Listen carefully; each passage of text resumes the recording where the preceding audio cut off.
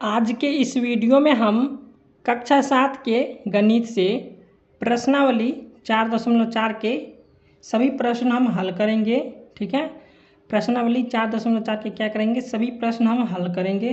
तो यहाँ पे प्रश्न संख्या 1 में है, बताइए कि निम्नलिखित में से किसका होना निश्चित है।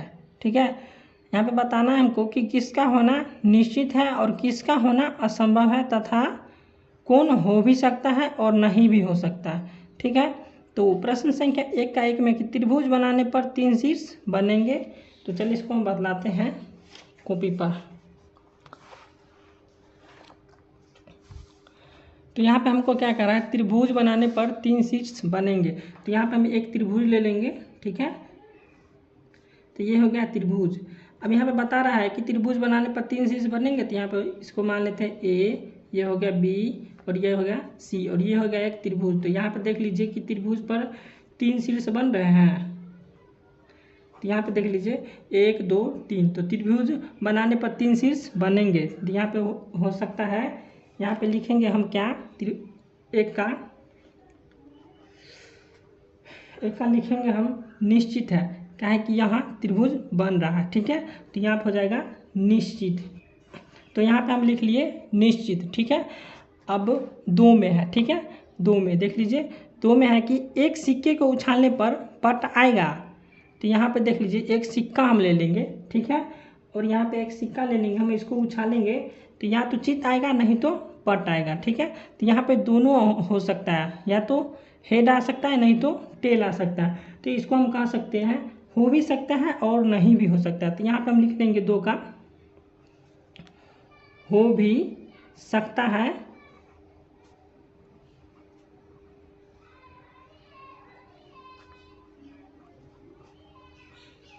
नहीं भी हो सकता है।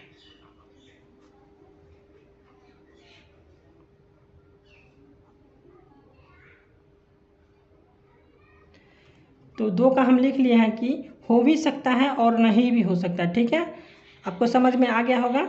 अब 3 में है कि एक सिक्के को उछालने पर चित एवं पट दोनों आएगा।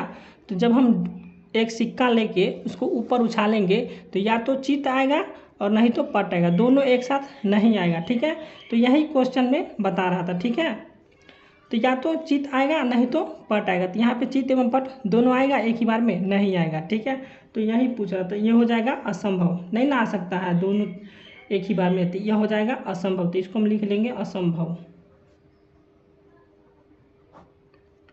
यहाँ पे 4 में है कि एक पासे को फेंकने पर 7 आएगा।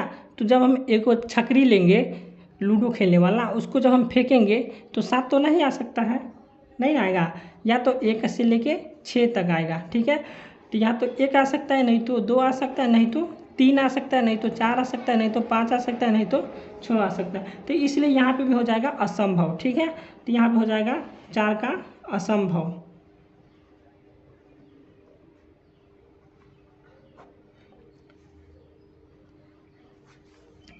अब देख लीजिए 5 में। अब 5 में है कि कल बादल घिरे होंगे। ठीक है, या तो बादल घिर भी सकता है और नहीं भी घिर सकता है। ठीक है, तो यही यहाँ पर पूछ रहा है। तो यहाँ पे हो सकता है, हो भी सकता है परंतु निश्चित नहीं है। ठीक है, तो यहाँ पे इसको हम लिख लेंगे कि हो भी सकता है परंतु निश्चित रूप से नहीं। ठीक है, तो यही लिखना है यहाँ पे हमको 5 का, हो भी सकता है परंतु निश्चित रूप से नहीं। ठीक है, इसको हम लिख लेते हैं।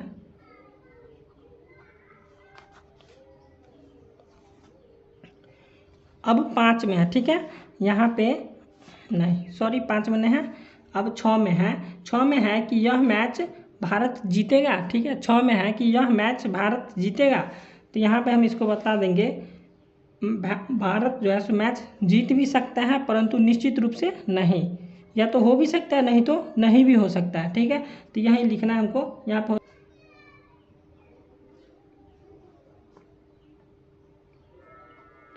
तो हम लिख लिए यहाँ पे 5 क्या कि हो भी सकता है परंतु निश्चित रूप से नहीं। ठीक है,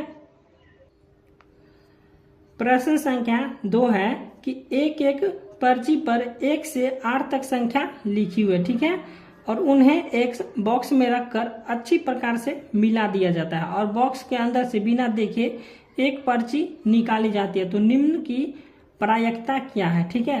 तो यहाँ पे देख लीजिए, एक एक पर्ची पर क्या करना है, 1 से लेकर 8 तक संख्या लिखना है हमको, ठीक है। यही क्वेश्चन बता रहा है और उन्हें एक बॉक्स में रखकर अच्छी प्रकार से मिला देना है, ठीक है। और बॉक्स के अंदर से बिना देखे हमको एक पर्ची निकाला जाता है, ठीक है। तो इसी का क्या करना है, हमको प्रायिकता ज्ञात करना है, ठीक है। तो चलिए इस प्रश्न को हम कॉपी पर हल करेंगे। तो प्रश्न संख्या 2 में हम पहले लिख लिया प्रायिकता संख्या।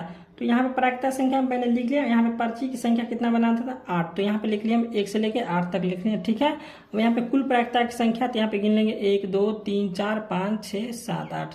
तो यहाँ पे हो गया कुल मिला के 8। तो यहाँ पे इसी हम लिख दिया कुल प्रायिकता की संख्या बराबर कितना हो गया, 8।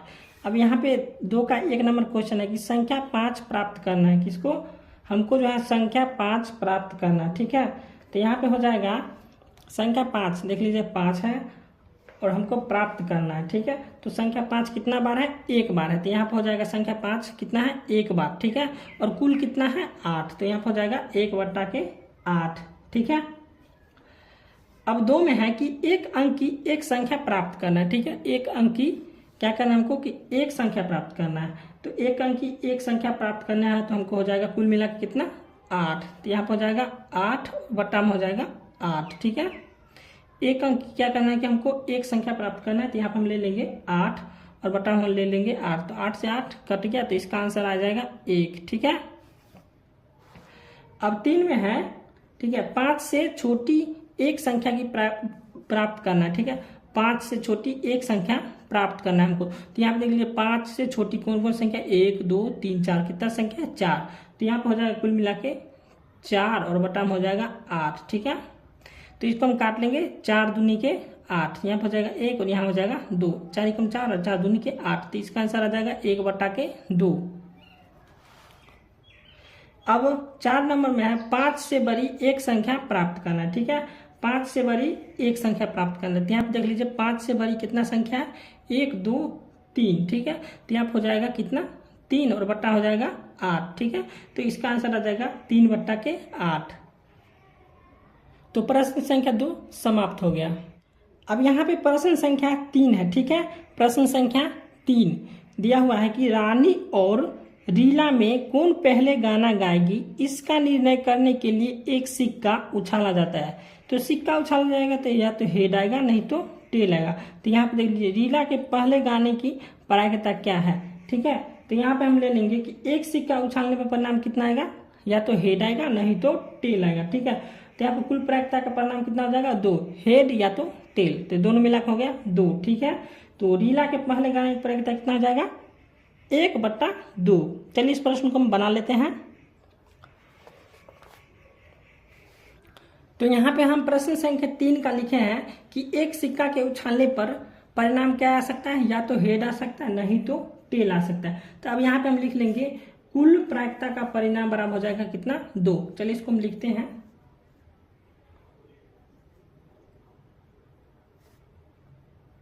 तो यहाँ पे हम लिख रहे हैं कि कुल प्रायिकता का परिणाम बराबर 2। अब क्वेश्चन में बता रहा था कि रीला के पहले गाने की प्रायिकता क्या है। तो रीला के पहले गाने की प्रायिकता बराबर हम लिख लेंगे। चलिए इसको हम लिखते हैं।